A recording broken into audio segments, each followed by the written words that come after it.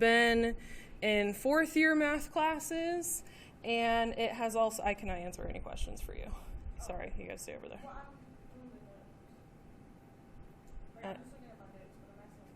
You can't ask any questions because, I'm sorry.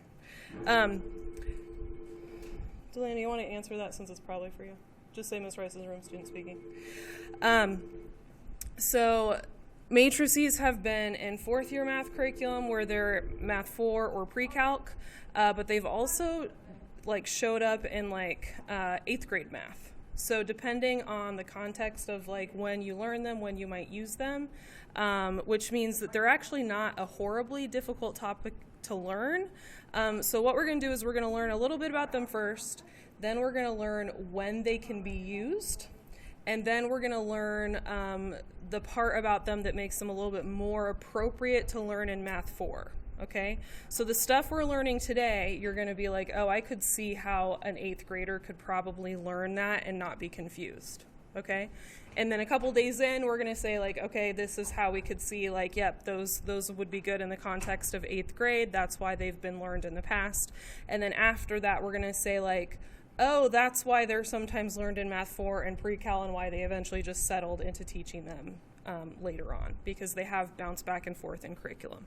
So first things first, the purpose of a matrix is just to organize information, just like a table.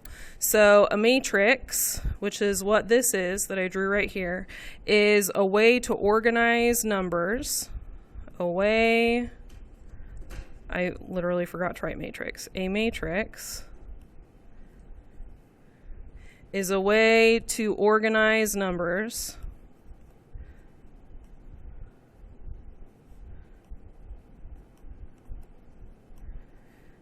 just like a table.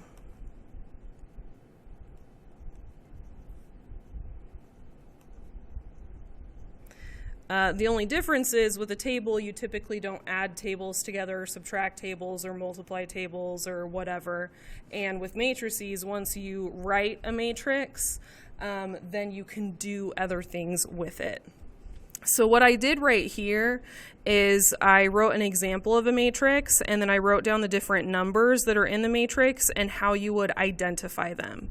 So this is the first term of the matrix, and the notation of the different terms is I wrote an A. We would just call this matrix A right here. This is matrix A, and this is the first row, first column. So you always write the notation for what piece of the matrix you're talking about as the row and then the column. So whatever number is right here, it would be the second row, the first column. So this number is row 1, column 1, row 2, column 1, row 3, column 1. This would be row 1, column 2, row 2, column 2, row 3, column 2. This one would be row 1, column 3, row 2, column 3, row 3, column 3. So that's how, if you needed to get a specific number in a matrix or describe where it was in the matrix, you wouldn't say, oh, it's the middle number, or it's the top right, or it's the bottom left, or something like that. You could specifically say it's in the second row, the third column, that sort of thing in the matrix. So just a reminder that these are columns, and this direction is rows. I used to always get those mixed up. So left and right rows, up and down is columns. Now, when you write the dimensions of a matrix, you could say it's a 2 by 1, or it's a 4 by 3, or it's a 5 by 7. You always say the rows first. The number of rows by the number of columns.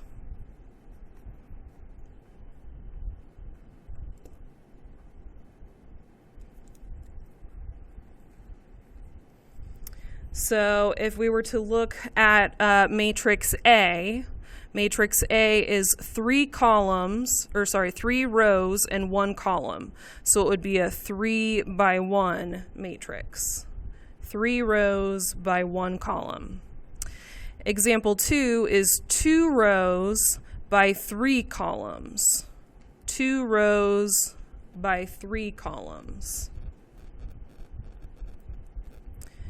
Matrix C is 4 rows by 2 columns. 4 rows by 2 columns. And so those are the different dimensions of those matrices. So if we were looking at matrix B, and I wanted to find the value of B sub 2, 1, and sometimes they just write 2, 1, and sometimes they put 2, comma 1. They might put a comma in between. Then they're saying row 2, column 1. So what number is in row 2, column 1? Negative 2. Okay? How about example 5? C1, 2. Negative 3. Row 1, column 2. This would be row 1, column 2. Does that make sense? Okay. Now the next one says, what is the notation that we would use if we were looking in matrix A and we wanted to describe the location of the 1? It would be A, 3, 1. Row 3, column 1. Okay, so far can we see how an 8th grader could handle this? Notation, pretty comfortable, not too complicated. Okay, you're going to feel the same way about adding and subtracting. So if you have down here, this is a 2 by 2 matrix and another 2 by 2 matrix, and we are adding them together, what would your common sense tell you? Yeah, add the similar places, right? If it's upper left, add those 2 places together, put it in the upper left. So row 1, column 1 should be added to row 1, column 1, and it should end up in row 1, column 1. That makes sense. And that's exactly how it works. So this part we're going to say 5 plus 2 is 7. 2 plus negative 4 is negative 2. Negative 9 plus 6 is negative 3. 1 plus 0 is 1. Okay, so matrix addition, not difficult. What would you expect would happen with matrix subtraction? Same thing. You're just going to subtract them. You're going to be really careful when you're subtracting a negative, that minus minus makes a plus, but other than that, you just whatever spot it should be in, you're going to make sure you put the number there. So 6 minus 10 is negative 4. 8 minus negative 18, 26. 23 minus 1, 22. Okay. Negative 2 minus negative 6, 4. 5 minus 9, negative 4. 12 minus negative 7, 19. Okay. Now the next one has us solving for 3 different variables. So same idea, use your common sense. So if the upper left has an x here and the upper left has a 2 there, what do you think x equals? 2.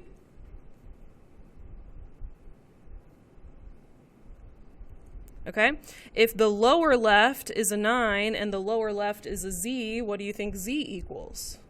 9.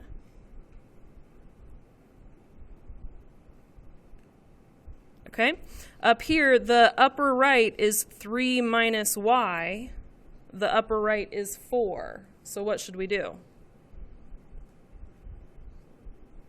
We're going to solve it. We're going to say 3 minus y equals 4. And then we're going to subtract the 3. So negative y equals 1. Divide by negative 1, so y equals negative 1.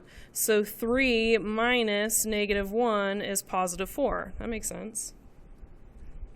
Okay, so far we're seeing exactly why they have moved this into 8th grade math. This makes a lot of sense. Okay, flip to the next page. So here, if you are adding and subtracting matrices, they have to have the same dimensions. They have to match up. Because when you add and subtract, you have to be able to add the number that's in the same position. And it has to end up in the same position for the final answer. So that's really important. Okay, we're going to make it a little bit more difficult, but not much. So it says if matrix A is this 3 by 2 matrix and matrix B is this 3 by 2 matrix, they want us to find matrix X. So instead of having like one number that represents one position of the matrix, we're going to find an entire unknown matrix, okay? So this says the unknown matrix minus A equals matrix B. So here's our unknown matrix. It's going to have to be a 3 by 2 matrix. Subtract off matrix A.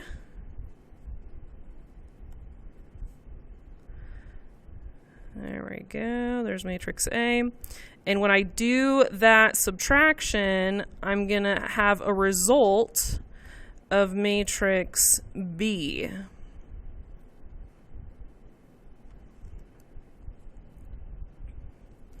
So when I do this, for matrix X over here, X minus A equals B. For matrix X, I cannot put X in every single position, because if I use X for every single position, then I am implying that every single position represents the same number. Does that make sense? I have to use a different variable for each position to show that each position represents a different number. All right? So I'm just going to write A, B, C, D, E, F. I'm just going to put a different variable for each number. And some of you guys can do this in your head. That's totally fine. I have a hard time doing mental math, so I'm actually going to write it down. So A minus -3 equals -5.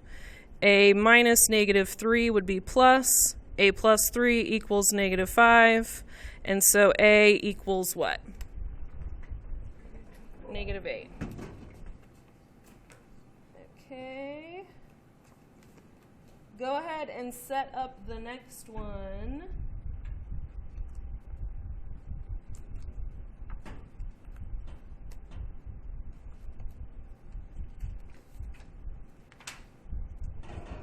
You're welcome.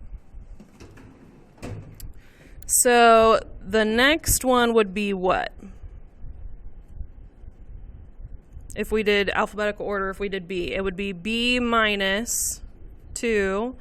B minus 2 equals 0, so B equals 2. C minus 5 equals 3, so C equals 8. D minus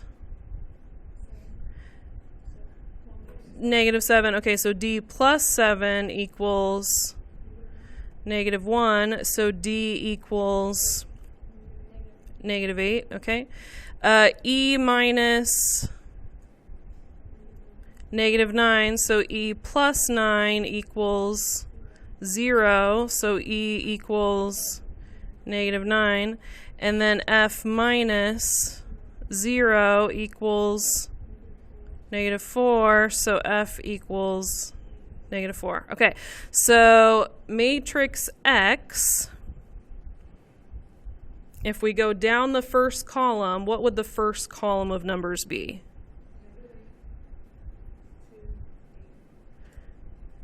Okay, and then what would the second column of numbers be?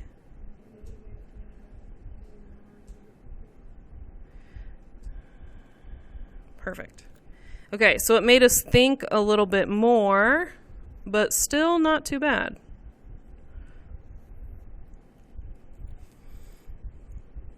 Okay, so we've done adding and subtracting. We are comfortable adding and subtracting.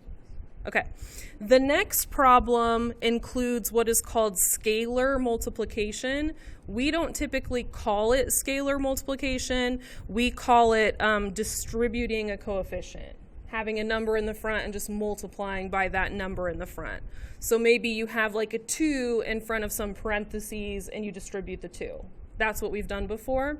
In matrices, they call it scalar multiplication. So we're going to do this next problem. It says take the X matrix and multiply it by 3. Take the A matrix and multiply it by 2. So I'm going to put a 2 in front of the matrix, and then I'm going to still write that same matrix out. And you will see that it makes the problem a little bit more difficult. But for us in a Math 4 class, we're going to feel still pretty comfortable with this. So this is going to be a pretty relaxing day of math for us. Okay, and again, for my matrix X, I'm going to put A, B, C, D, E, F.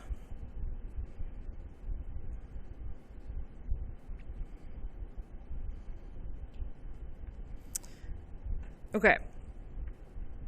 So instead of just saying A plus -3 equals -5, I have to go through and I have to do my multiplication as well. So I'm going to say 3A plus 2 times -3, -6, equals -5. So add the 6 over, 3A equals 1.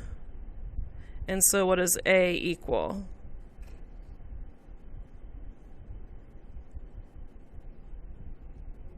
One-third?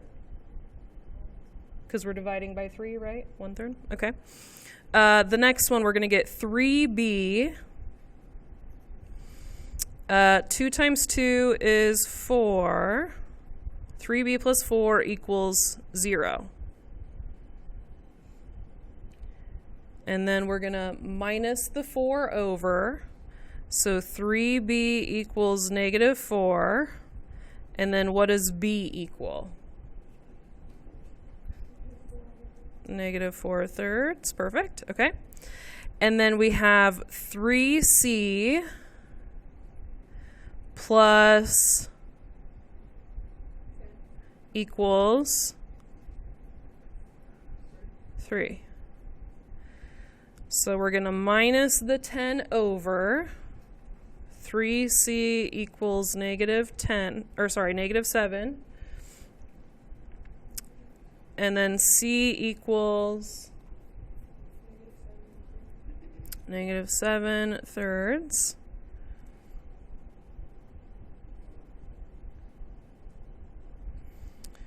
(3D) 2 times -7 minus 14 equals,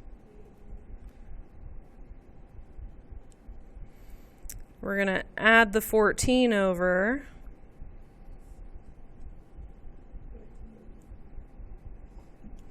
And then D equals 13/3. Okay. 3E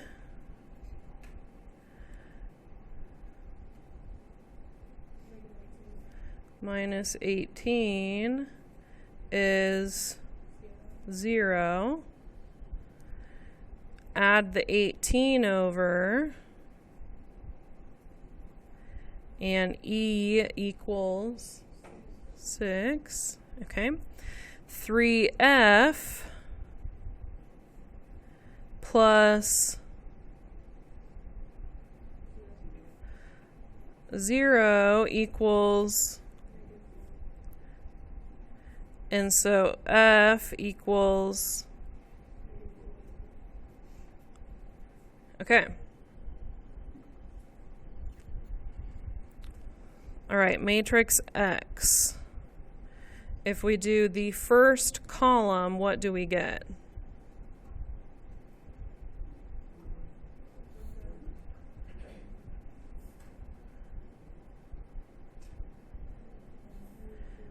-4/3. And then for the second column, we get 13/3.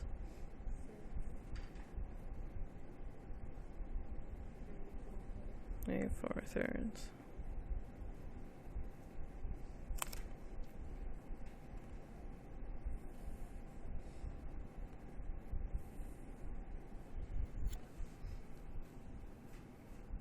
Okay. All right, I want you guys to set up example 12. Get it ready to go. Set up example 12. Get it started.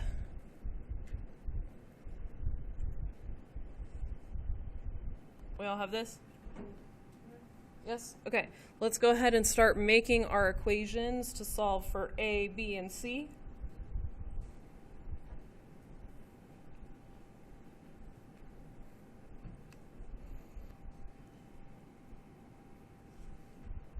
Yes. So for A, because I had a negative divided by a negative. Yeah. Okay, we good with A, B, and C? Okay, let's find D, E, and F. Okay, and then let's get our matrix written.